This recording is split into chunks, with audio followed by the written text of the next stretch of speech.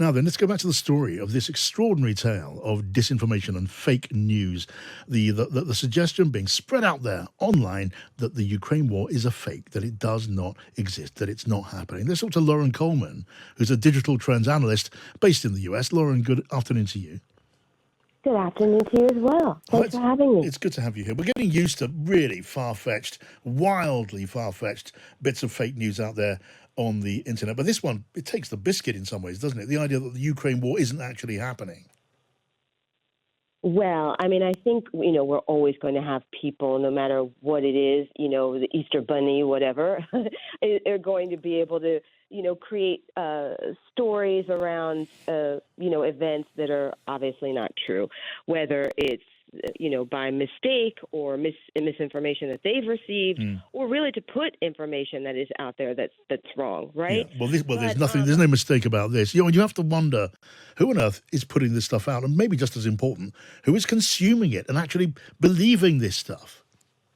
Well, I mean, I think that, as I said, there are going to be fringe people. They are fringe people who are putting this out. It's not that, people are just running around in the United States just saying that, the war is not happening, right? You're always going to find something like this, no matter what the event.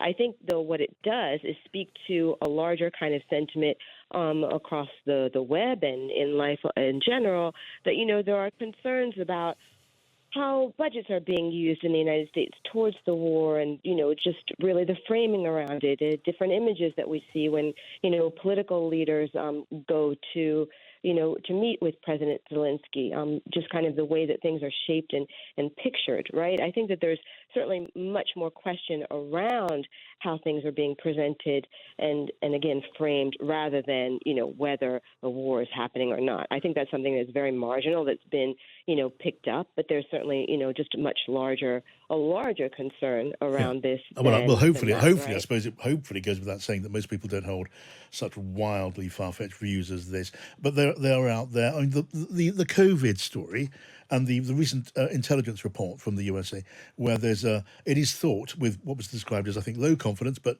the theory was there, that the disease sprang from a leak from this Wuhan laboratory in China. That gave birth, Lauren, didn't it, to a whole rash of misinformation stories and this sort of stuff online. Well, yes, I guess allegedly, right? I guess misinformation or disinformation is really sometimes in the eye of the beholder. That was what was said initially, 3 years ago. And now, lo and behold, thanks to the New York Times story today and others, I mean, this is blowing up across digital platforms, right? I think when I last looked at this a couple of hours ago, it was already well over 800,000 tweets just alone, right? Probably around 8 o'clock this morning Eastern time.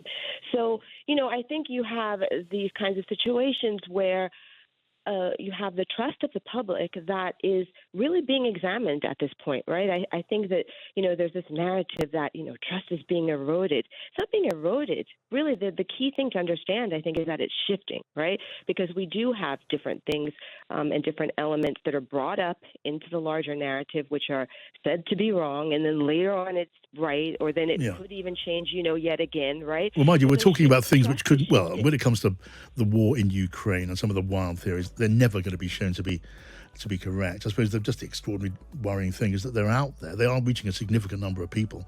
And the question has to be a real one. What on earth can those who are concerned with truth can do about that? Whether they're tech companies, whether they are journalists, whoever they happen to be. But we'll discuss this, I'm sure, on other occasions. Lauren Coleman, thank you for joining us. Coming up here on Drive in just a moment, our daily briefing is going to be with you, all the big stories of the day, lots to share with you, the story, the headline, the analysis behind the story, here on Drive on Times Radio.